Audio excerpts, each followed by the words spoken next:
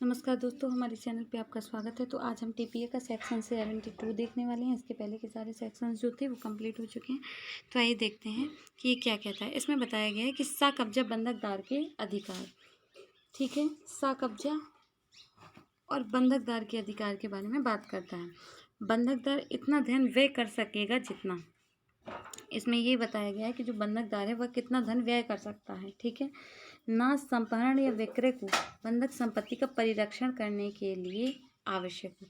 मतलब बंधकदार जो है उसके पास यदि संपत्ति होती है, बंधक की जाती है संपत्ति बंधककर्ता द्वारा, तो बंधकदार के पास संपत्ति आ जाती है। ठीक है, तो उस समय बंधकदार के पास जब संपत्ति थी तो वह उस नाश, संपहरण या विक्रय से संपत्ति का परिरक्षण करने के लिए कि उस संपत्ति को क्षति न हो, वह व्यय कर सकता है। उसकी क्षति से बचाने के लिए, उस संपत्ति पर बंधककर्ता के हक के समर्थन के लिए। मतलब यदि ऐसा कुछ होता है जिस वजह से बंधककर्ता का हक खत्म हो सकता है, तो इसलिए भी वह कि बंधककर्ता का जो हक है वो बना रहे, इसलिए कोई व्यय किया जाता है। उसमें स्वयं अपने हक को बंधककर्ता के विरुद्ध पक्का करने के लिए। तीसरी बात को समझें कि उसमें स्वयं अपने हक को पक्का करने के लिए, मतलब ये कि यदि जो बंधक करता है वह संपत्ति में पैसा देने से मना कर देता है या नहीं दे पाता है, व्यतिक्रम करता है, तो वह संपत्ति किसकी हो जाती है? बंधकदार की हो जाती है। यदि उसमें क्षति होगी तो क्या होगा? बंधकदार के हक पर भी प्रभाव पड़ेगा। मतलब एक तो पैसा नहीं मिला और जो प्रतिभूति है वो भी ठीक से नहीं है। इसलिए उस हक को बनाने के लिए उसमें स्वयं अपने हक को बंधककर्ता के विरुद्ध पक्का करने के लिए, कि मतलब पक्का हो जाए। जबकि बंधक संपत्ति नवीनीकरण पट्टा धृति है, तब पट्टी के नवीकरण के लिए। जो पांचवा ये है कि पट्टी का नवीकरण के लिए ऐसा है कि यदि नवीकरण नहीं करेगा बंधकदार जो है वो संपत्ति का, यदि पट्टा किया गया उस बंधक संपत्ति पर और उसका जो नवीकरण है वह कौन नहीं करता है? नवीकरण नहीं करेगा। कौन नहीं करेगा? जो क्या बोलते, बंधकदार यदि नवीकरण नहीं करेगा तो वह संपत्ति कहाँ चली जाएगी? वह बंधक जो वो पहले वाला व्यक्ति है उसके पास वह संपत्ति चली जाएगी, तो उसका हक के विरुद्ध कार्य हो जाएगा ना। इसको एक एग्जाम्पल से समझते हैं। जैसे एस व्यक्ति था, एस ने संपत्ति पर 2 साल का कब्जा पट्टा बी से लिया। एस जो था, एस ने 2 साल का पट्टा बी से लिया। एस ने इस संपत्ति पर 2 साल का कब्जा ले लिया। ठीक है, पट्टा ले लिया। ठीक है, उसे ए को 3 साल बंधक कर दिया। अब इसी संपत्ति को जिस पर उसने पट्टा लिया है, इसी को उसने क्या कर दिया? बंधक कर दिया है। ठीक है, तो उसके 3 साल बाद बंधक कर दिया 2 साल पूरा होने पर। अब यदि 3 साल तक बंधक किया गया था किसी दूसरे व्यक्ति को, तो 2 साल यदि पूरे हो जाते हैं तो फिर क्या होगा? पट्टा खत्म हो जाएगा, तो उसे वो अपनी संपत्ति मंगाएगा। ठीक है, तो फिर जो बंधकदार है उसे उस संपत्ति पर क्या करना होगा कि वह उस पट्टी का नवीकरण कर दे, ताकि जो प्रतिभूति तौर पर जो संपत्ति है वह उसके पास बना रहे, वरना वो संपत्ति चली जाएगी। इसलिए भी यदि कोई व्यय करता है तो वह आवश्यक है और तत्प्रतिकूल संविदा ना हो तो ऐसे धन को मूलधन में जोड़ सकेगा, और उस धन पर ऐसी दर से जो मूलधन पर देय है और जहाँ की ऐसी कोई दर नियत ना हो तो वहाँ 9% वार्षिक दर से ब्याज लगेगा। मतलब ये बताया गया है कि यदि ऐसा कोई जो खर्च है वह बंधकदार करता है तो उसको वसूल सकेगा। किससे वसूल सकेगा? बंधककर्ता से वसूल सकेगा। और यदि कोई ऐसी कोई संविदा नहीं हुई थी कि कितने प्रतिशत के तौर पर वसूल सकेगा, तो वहाँ पर संविदा न होने पर 9% वार्षिक ब्याज की दर से वसूल सकेगा। इसमें ये बात की गई है।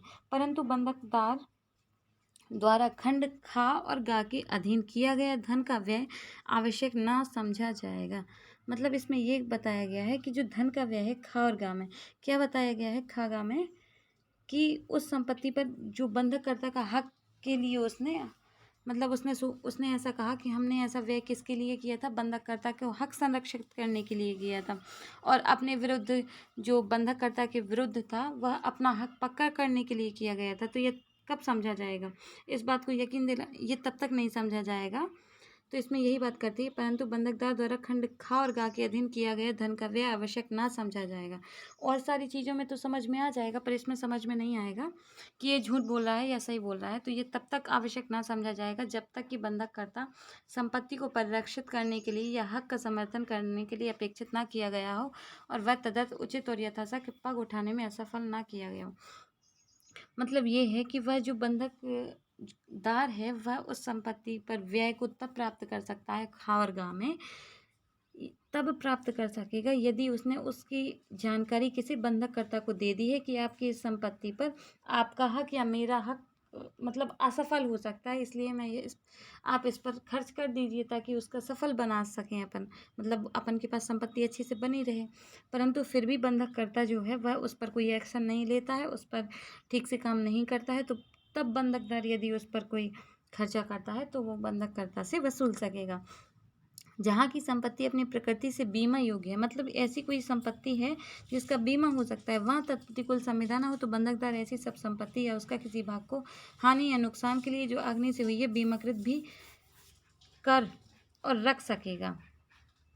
मतलब ये है कि यदि कोई ऐसी संपत्ति है जिसका बीमा किया जा सकता है तो उसका बीमा किया जा सकेगा, बंधकदार बीमा करा सकेगा और उसका बीमाकृत जो भी है उसे रख सकेगा। किसी भी ऐसे बीमे के लिए दिए गए प्रीमियम उसी दर से जो मूलधन पर देय हो या जहाँ की ऐसी दर नियत नहीं है वहाँ 9% वार्षिक दर से ब्याज सहित मूलधन में जोड़े जाएंगे, किंतु ऐसे बीमे की रकम उस रकम से अधिक ना होगी जो बंधक विलेख में या इस निमित्त निर्दिष्ट या किसी ऐसी कोई रकम उसमें विनिर्दिष्ट ना हो, उस रकम के 2/3 से अधिक ना हो और पूर्ण नाश की दशा में बीमाकृत संपत्ति से पुनः स्थापित करने के लिए अपेक्षित होती है।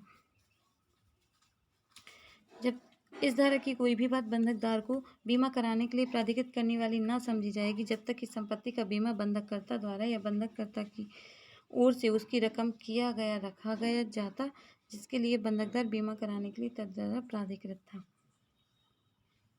इसमें यह किया गया है कि अगर बीमा यदि कोई संपत्ति है जिसमें बीमा कराना जरूरी है, ठीक है, और वह बीमा करा लेता है, ठीक है, तो वह कितना वसूल सकता है? यदि पूरा ह्रास हुआ है संपत्ति को तो 1/3 वसूल सकता है, और यदि आधी संपत्ति को ह्रास हुआ है, इसमें लिखा है ना कि यदि यहाँ पे लिखा है, हाँ, उस रकम से यदि पूरा हुआ है, ऐसी यदि कोई रकम उसमें विनिर्दिष्ट ना हो तो उस रकम के 2/3 से अधिक ना हो, मतलब कितना 2/3 से अधिक ना हो, और जो पूर्ण ह्रास की दशा में बीमाकृत संपत्ति के पुनः स्थापित करने के लिए अपेक्षित होती है। इस धारा की कोई बात बंधकदार को बीमा कराने के लिए प्राधिकृत करने वाली ना समझी जाएगी।